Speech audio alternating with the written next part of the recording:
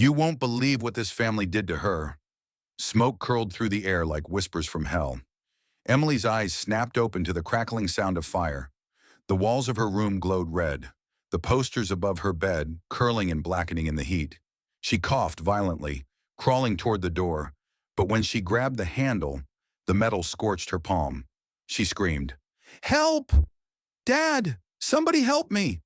No answer, only the hungry roar of flames. Then, through the blur of smoke, she saw it. Under the door, the faint outline of footsteps. 3 pairs. And laughter. Female laughter. Her blood froze. Sia, Lily, and their mother. They were standing there, on the other side, watching. "Please," Emily cried, banging the door. "Let me out!" Silence. Then Sia's voice, cold and sharp. "You should have never been born." The flames exploded behind her, and Emily did the only thing she could. She ran toward the window, smashed it with a chair, and leapt out into the night.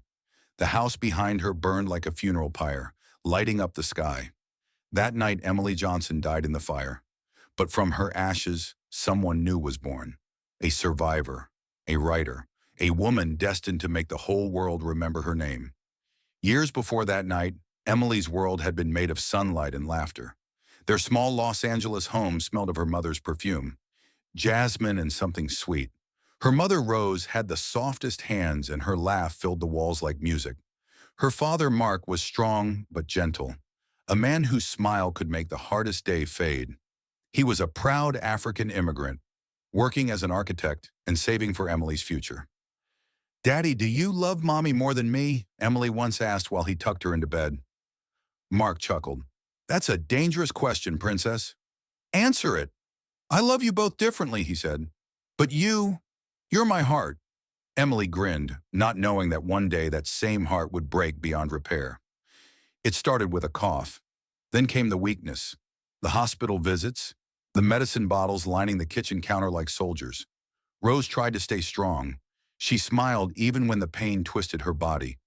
"Don't cry, Emmy," she whispered one night. "God doesn't take love away. He just changes where it lives." Emily didn't understand then. The next morning, her father sat by her bed, eyes hollow. The world outside was gray. "Daddy," she whispered. He didn't answer. He just held her, and she knew. Her mother was gone. Rain fell during the funeral. The sound of the priest's voice blurred with thunder.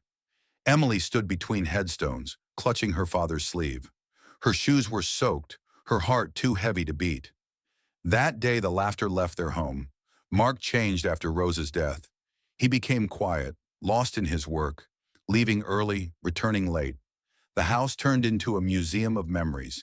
Photos of Rose everywhere, dust gathering on furniture she once cleaned. Relatives tried to help. "Mark, you can't raise a girl alone," they said. "You need someone."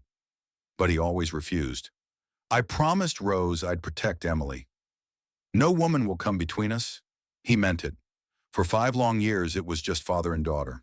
Mark tried, cooking breakfast, braiding her hair, badly, attending school events. They weren't perfect, but they had each other. Until one night, Emily looked at him and saw not the father she adored, but a lonely man trapped in his grief. "Daddy," she said softly, "don't you ever get tired of being alone?" He smiled faintly. "I have you." "But I want you to be happy," she said. "I want a mother again." Mark hesitated. For the first time in years, he let the idea in. Her name was Diana Carter. She was beautiful, too beautiful. Golden hair, blue eyes, a smile that seemed gentle but sharp. She was a single mother with 2 teenage daughters, CIA and Lily. They met at church. Diana volunteered at charity events, always smiling, always polite. She seemed kind, and for a while she was. Emily tried. She called her Mom. She helped around the house, laughed with her stepsisters. For a few months, it felt like a real family. Then came the cracks. It began subtly, Diana asking Emily to help out more since you're older, while Sia and Lily relaxed on the couch. "Emily, do the dishes. Emily, clean the bathroom. Emily, could you iron my dress for me?" Mark thought nothing of it. "She's teaching you responsibility," he said. But Emily felt it. The shift, the chill, the way her stepmother's smile no longer reached her eyes. CIA, the oldest, was cruel in quiet ways. She would borrow Emily's things and never return them. She'd whisper racist jokes at dinner, hidden behind laughter. Lily was worse, sneaky, jealous, a mirror of her mother's spite. Soon, Emily wasn't part of the family anymore. She was the help. By 17, Emily had learned to keep her head down. She cleaned, cooked, smiled when spoken to, and hid her tears. Her father was too busy, too distracted by his new wife's sweetness when he was around. When Emily tried to talk to him, Diana would appear with a sad look. "She's just struggling to adjust," Diana would say. "Teenagers can be difficult." And Mark would sigh, pat Emily's shoulder and say, "Try harder, Emmy. Try harder." Those words haunted her. At night, she'd lock herself in her room, open her worn-out notebook, and write stories, scripts, worlds where girls like her didn't cry, they fought back, where pain turned into power.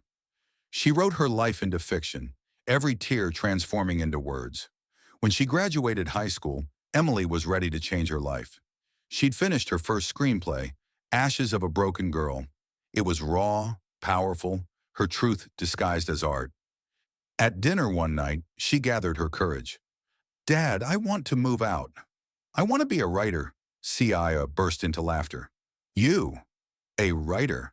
Sweetheart, Hollywood doesn't hire black trash." Lily smirked. "Maybe she can write menus for McDonald's." Emily's throat tightened. She looked at her father, desperate for support. "Daddy?" But he didn't look up from his plate.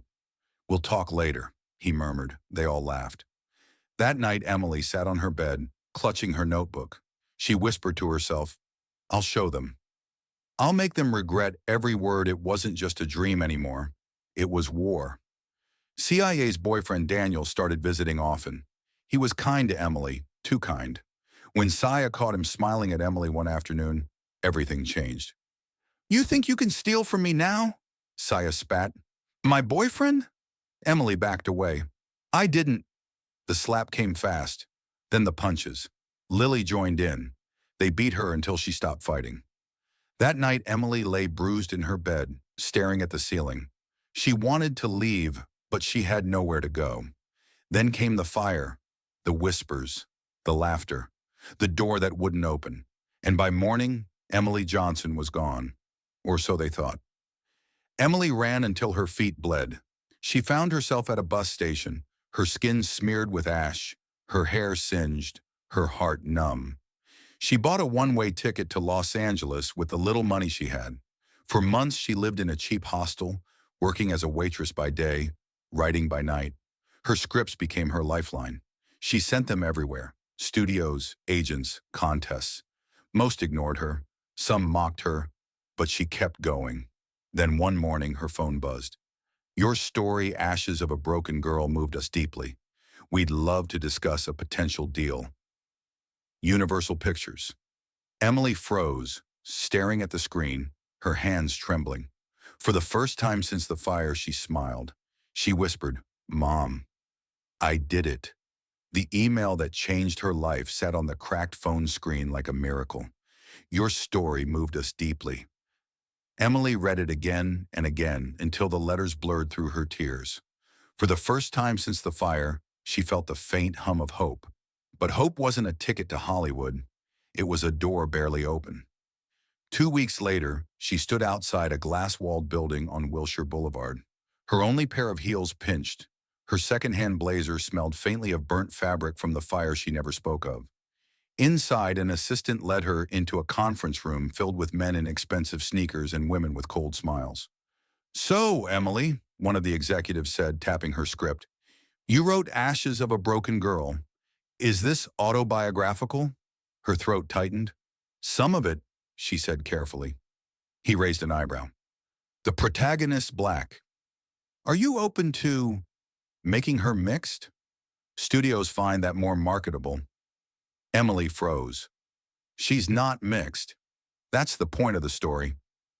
An awkward silence spread. The executive smiled thinly. "We'll be in touch." They never were. She walked out into the Los Angeles heat and sat on the curb, hugging her bag to her chest. Rejection burned hotter than the sun, but pain was something she already knew how to survive. Days became weeks, weeks became months. Emily worked double shifts at the diner, wiping counters by day and writing by night. Her fingertips were always sticky with coffee and ink. Sometimes she'd look at the Hollywood sign from the bus window and whisper, "One day." Every night before bed, she'd email one more studio, one more producer, one more hope. Most never replied. Some replied with one word, pass. Yet she never stopped. One night while mopping the diner floor, her manager called out, "You've got mail, kid." It was a small envelope addressed in elegant handwriting. Inside was a letter from a small indie producer named Maya Brooks. "Your script spoke to me. I don't have a studio budget, but I'd love to develop it with you." Let's Meet Emily pressed the letter to her chest. Her heart beat like it used to when her mother sang. Maya was nothing like the others. Warm, sharp, honest. A black woman in her 40s with silver streaks in her curls and eyes that saw through everything. They met at a cafe in downtown LA. "I read your script 3 times, Maya said, stirring her coffee. "You've got fire in your pen, Emily." "Where did this come from?" Emily hesitated. "My life." Maya nodded slowly, then never stopped writing from there. That meeting turned into a partnership. Together they polished Ashes of a Broken Girl. Maya introduced Emily to other filmmakers, taught her how to pitch, how to fight for her voice. For the first time, Emily felt seen. Then came the night Maya called, voice trembling with excitement. "Em, we're in! Sundance Film Festival wants your script for a short film adaptation." Emily dropped the phone, sinking to her knees. Tears streamed down her face as laughter bubbled through them. All those nights of hunger, the insults, the fire. They hadn't destroyed her. They'd built her. Sundance was snow and magic. Emily had never seen snow before. It felt like the sky was finally soft enough to touch. She wore a borrowed coat, her curls tucked under a wool hat, her name printed on a small plastic badge. When the film screened, she sat at the back of the theater. The audience gasped, laughed, cried, all for her words. At the end, they stood up and clapped. Emily didn't move. She just cried quietly, her hands trembling in her lap. Afterward, a tall man in a scarf approached. "That was your story?" She nodded. "It deserves more than a short film," he said. "I'm with Oxford's screenwriting program. We offer scholarships to exceptional new voices. Ever thought about studying in the UK?" Her jaw dropped. "Me?" He smiled. "You. Think about it." She did more than think. The flight. A year later, Emily stepped off a plane into the grey chill of Oxford, England. The university looked like something out of a dream. Stone walls, endless libraries, whispers of genius in every hallway. She was one of only 3 black students in her department, and she felt it. In classes, professors often said things like, "You're surprisingly articulate," or "Your perspective is unique." But Emily didn't let the sting show. She had learned long ago to smile in the face of condescension. At night, she wrote, always wrote. Her dorm window overlooked a courtyard where autumn leaves fell like pages of unwritten stories. She wrote about women who rose from ashes, about fire and forgiveness, about finding light in darkness. By the time she graduated, she had 3 completed scripts and 1 powerful decision. She was going back to Hollywood, but this time, she wasn't asking for permission. Los Angeles looked different now, or maybe she did. She returned with Oxford polish, a degree that opened doors, and a voice no one could silence anymore. Maya welcomed her back with open arms. "Look at you," she said, "our Oxford star." Together they pitched Ashes of a Broken Girl again, but this time, people listened. Within months, a studio greenlit the full film. Emily was hired not just as the writer, but as an associate producer. She stood on set one morning, watching actors bring her story to life. The girl who had once slept on bus benches now had a chair with her name on it. When the camera rolled, she whispered to herself, "Mom, we made it." The premiere was electric. Flashbulbs exploded. Fans cheered. Reporters shouted her name. Emily wore a sleek black gown and walked the red carpet with Maya at her side. "Emily, how does it feel to see your life on screen?" a reporter asked. Emily smiled. "It feels like healing." The film went on to win multiple awards. Critics called her Hollywood's new voice of truth. But fame, she soon learned, was a different kind of fire. People wanted pieces of her. Interviews, endorsements, meetings. Some praised her. Others tried to remake her again. "Can you tone down the race trauma stuff?" one executive asked. "Audiences want lighter stories now." Emily stared at him for a long time. "My stories are light," she said finally. "They just start in the dark." She walked out and never looked back. Success didn't erase loneliness. Her father never called. The step-family she once had was just a scar she tried not to touch. Sometimes when the cameras were gone and the house was quiet, she wondered if happiness was ever meant to last for her. One evening, she sat by the window, staring at the city lights. Her reflection looked back, older, calmer, but still searching. For the first time in years, she whispered a prayer. "God, if there's more to my story, show me." That night, fate answered. Not with thunder, but with headlights. She was driving home after a late shoot, exhausted, the city streets nearly empty. Then, out of nowhere, two masked men stepped into the road, waving guns. "Out of the car!" one shouted. Her heart slammed against her ribs. She froze, hands shaking. Before she could move, a blur of motion appeared. A tall man, rough clothes, long hair, eyes burning with defiance. He tackled one of the men to the ground, knocked the gun away, and shouted, "Run!" She stumbled back, terrified. Police sirens wailed in the distance. The carjackers fled. When it was over, the stranger turned to her, breathless. "You okay?" Emily nodded weakly. "Who are you?" He smiled, tired but kind. "Just someone who had nowhere else to be." That night would change both their lives. But that Emily didn't know yet. For now, she only knew gratitude and curiosity. Later that night, after hours of police questions and paperwork, Emily found herself thinking about him, the stranger, the man who had nothing, no home, no phone, no reason to help, and yet had risked everything for her. By the next morning, her curiosity won. She drove back to the same street where it had happened. She didn't expect to see him, but there he was, sitting on the curb near a rundown diner, sipping coffee from a paper cup, as if the whole city had forgotten him. Emily parked and walked over. "You again?" Leo looked up, a hint of surprise breaking through his calm. "You found me." "I owed you breakfast," she said, handing him a bag. "Egg sandwich, coffee, and no arguments." He chuckled quietly. "You don't take no easily, do you?" "I'm a writer." "It's a professional hazard." For the first time, she saw him clearly in daylight. His jawline was strong, his gaze intelligent, but there was something guarded in the way he carried himself, a shadow behind every word. "So," she asked, sitting beside him on the curb, "why are you out here?" He shrugged, avoiding her eyes. "Let's just say, I wanted to disappear." "From what?" "From everything that wasn't real." The answer intrigued her. "You sound like a poet." He smiled faintly. "Maybe. Or just someone tired of lies." Emily tilted her head, studying him. "You know, I could use that kind of honesty. Hollywood is allergic to it." "Hollywood?" His brows lifted. She laughed. "You saved the wrong girl, Leo." "I'm a writer. I live off rejection letters and reheated coffee." His eyes softened. "You don't look like rejection to me." The words hit her unexpectedly deep. No one had ever said something so gentle to her. Days turned into weeks. They met again, sometimes at that diner, sometimes when she dropped by after work with leftovers. He told her bits of stories, that he'd come from far away, that he'd chosen this life to find truth, not luxury. She told him about her mother, the fire, her battles, her dreams. He listened, always quietly, as though her pain deserved reverence. One evening, as the city lights shimmered below the hills, Leo asked, "Why do you still write?"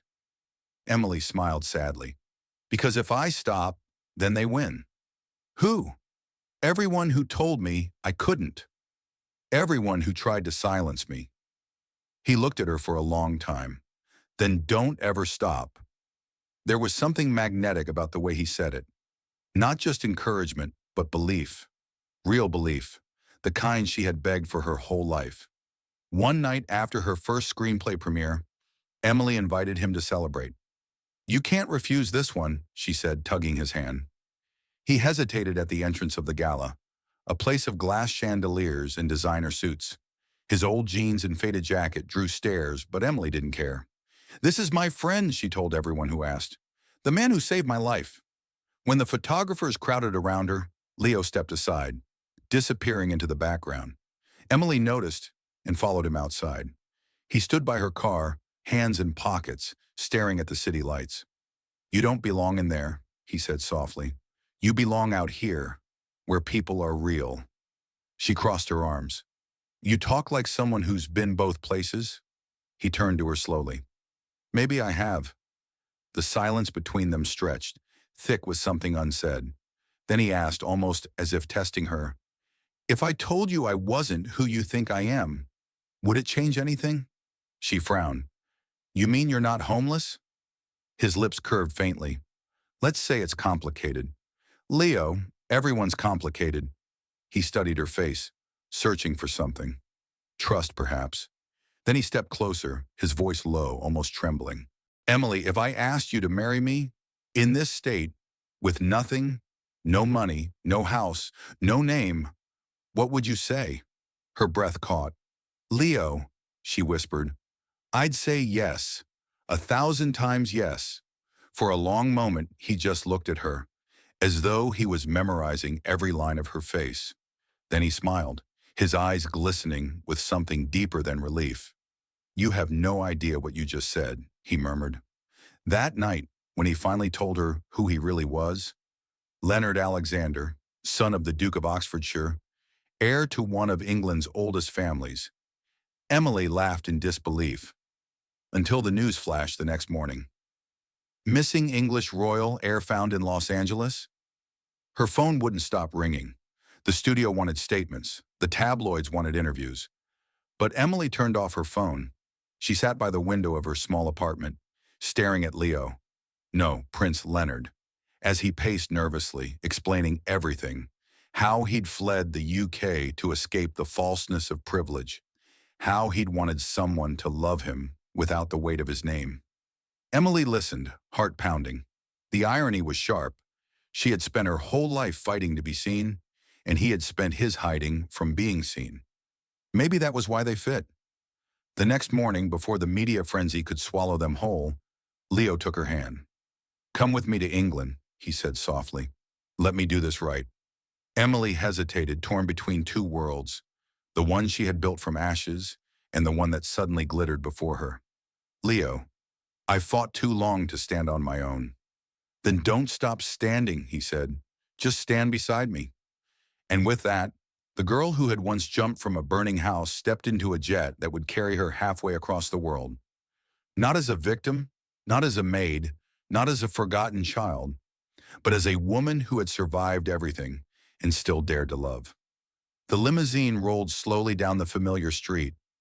Rain tapped gently on the windows, and through the tinted glass, Emily could see her past.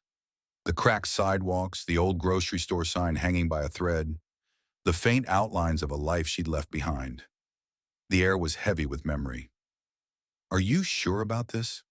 Leo asked softly, his voice calm but protective. Emily smiled faintly, her reflection ghosting in the glass. "I faced fire before, Leo. I can face ghosts." He reached for her hand, their fingers intertwining. "Then let's do it together."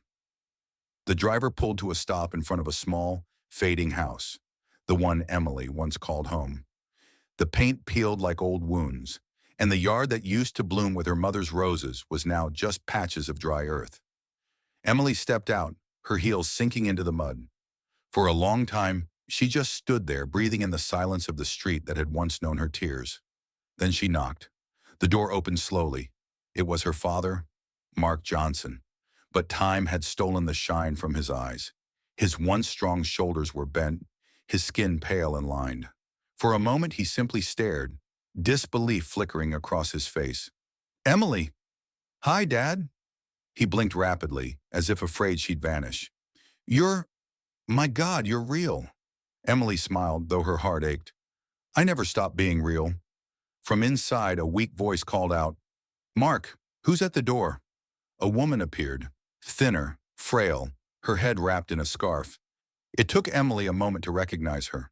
The stepmother, the same woman who had turned her life into a nightmare. Now cancer had done what karma always promised, stripped her cruelty down to fragility. She froze when she saw Emily, her lips parted, eyes wide. Emily, Emily didn't speak. She only watched as the woman clutched her chest, guilt and shame fighting for space in her expression. Mark broke the silence. She's been sick. I sold most of the company for her treatments. We've had a hard time. Emily's voice was steady, not unkind. Life has a way of returning lessons, doesn't it? He looked down, unable to meet her eyes. From the hallway, a loud crash shattered the tension. A vase broken. Then a slurred voice, angry, bitter. Who the hell is at the door? Emily turned. Saye, her once beautiful stepsister, stumbled into view, eyes red, her hair messy. The smell of alcohol clung to her like perfume.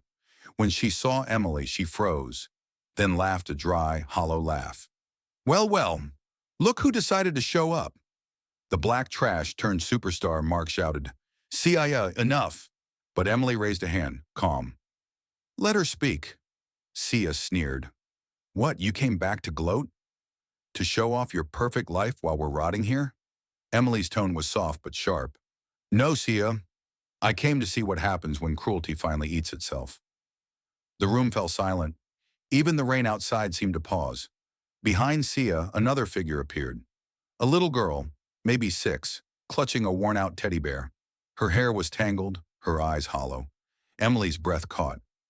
Who is she? Mark answered quietly, shame weighing his words. She's your stepmother's granddaughter. Sia's niece. Her mother, Lily, left her here after she was arrested. Emily froze. Arrested? Mark nodded slowly. She killed her boyfriend. Drugs, rage, I don't know anymore. The silence that followed was heavy, not with anger this time, but with sorrow, the kind that comes after truth finally explodes. Emily looked at the child again, a small, innocent echo of all the suffering adults had created. She crouched, meeting the girl's eyes. Hey there, she whispered gently. What's your name? Anna, the child murmured. Emily smiled faintly. That's a beautiful name. The little girl blinked. Are you an angel? Emily's heart cracked. No, sweetheart. Just someone who knows what it feels like to be forgotten. Later that evening, Emily sat alone in her old room, the one rebuilt after the fire. The walls were bare, but she could still smell the faint trace of ashes beneath the new paint. Leo found her there, sitting by the window, staring at the empty backyard. Are you okay? He asked softly. I thought I'd feel triumphant, she said.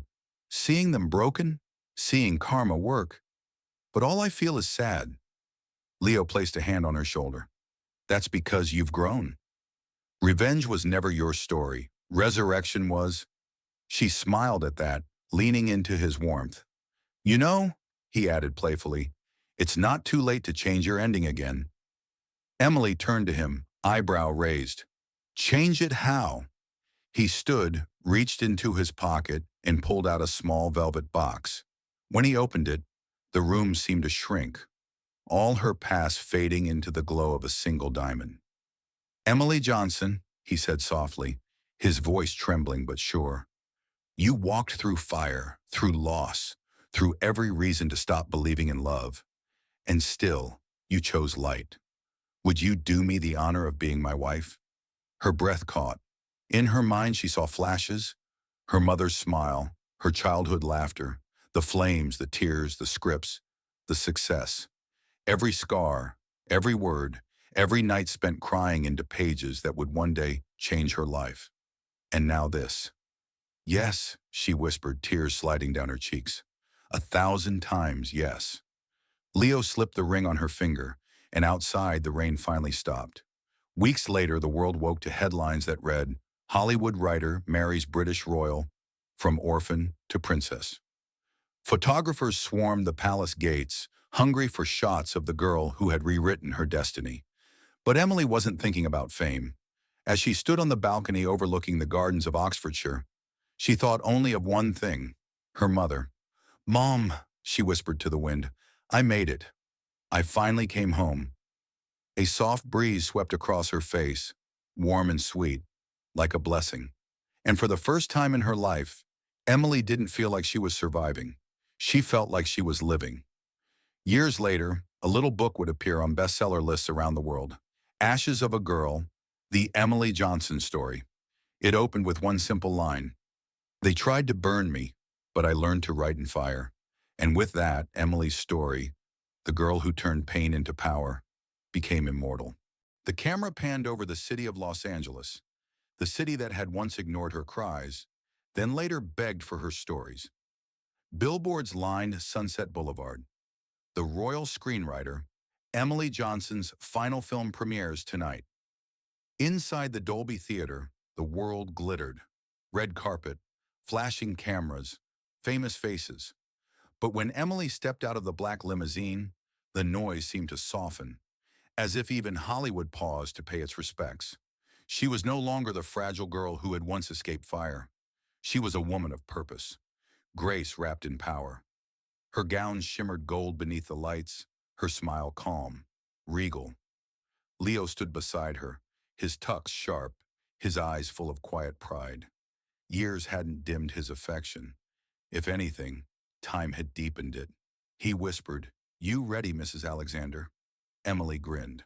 Always. The crowd erupted as they walked down the carpet. Fans screamed her name. Cameras flashed. Journalists shouted questions. Emily, what inspired your new movie? Is it true you're retiring? Any advice for young writers out there? She stopped at that last question. Advice. Her gaze lifted toward the skyline, the same one she used to stare at from her tiny apartment window, praying for a chance. Then she smiled. Tell the story that scares you. That's the one the world needs to hear. The crowd cheered. Inside the theater, the lights dimmed. Her final film, Ashes of a Girl, filled the screen. It told her story. The child who lost everything. The stepdaughter who was treated like dirt. The girl who was burned, betrayed, and buried, and still rose from her own ashes. When the credits rolled, the entire audience stood. Applause thundered. People wept openly. And in that moment, Emily realized she hadn't just told a story. She had started a movement. Weeks later, at the Royal Academy of Film and Arts in London, Emily stood before a room of young writers. Hundreds of them, wide-eyed, full of hope. Behind her was a massive screen displaying the words, The Emily Foundation, empowering voices that the world ignored. She stepped to the podium. The crowd quieted. When I was 12, she began, I thought my life ended with my mother's death. When I was 17, I thought it ended again. When my stepfamily made me their shadow. When I was burned and left for dead, I thought it was over for good. She paused, scanning the faces before her. But what I didn't know was that endings are just stories waiting for new authors. I stopped letting people write mine. The crowd leaned in. I was called names. I was told my color, my voice, my face didn't belong in Hollywood. But the truth is, you don't need permission to shine. You just need courage to begin. Tears glistened in the audience. She continued, her voice steady and proud. Today, every script this foundation funds will come from voices the world has ignored. Girls, dreamers, fighters, anyone who dares to turn pain into poetry. Because I learned one thing. It's not the fire that defines you. It's what you build from the ashes. Thunderous applause filled the hall. Leo rose, clapping the loudest, his eyes glistening with pride. And as Emily looked around, at the young dreamers, at the people she once was, she felt something rare and complete. She had become the woman she needed as a child. Later that night, on the balcony of the palace overlooking Oxfordshire Gardens, the air was soft and golden with the glow of sunset. Leo wrapped his arms around her waist. So, Mrs. Alexander, you've conquered Hollywood and the crown. What's next? Emily smiled, gazing at the horizon. Maybe it's time to write something new. A sequel? He teased. She shook her head, eyes bright. A legacy. As the wind carried her laughter into the open sky, the camera slowly pulled back, the palace lights shimmering beneath the stars. A soft voice, Emily's, echoed over the closing shot. They tried to burn me, but I learned to set the world on fire instead. What do you think about Emily's incredible journey? From pain to power, from ashes to glory? If this story touched your heart, drop your thoughts in the comment section below. Would you forgive like Emily or walk away like a queen? Let's talk about it.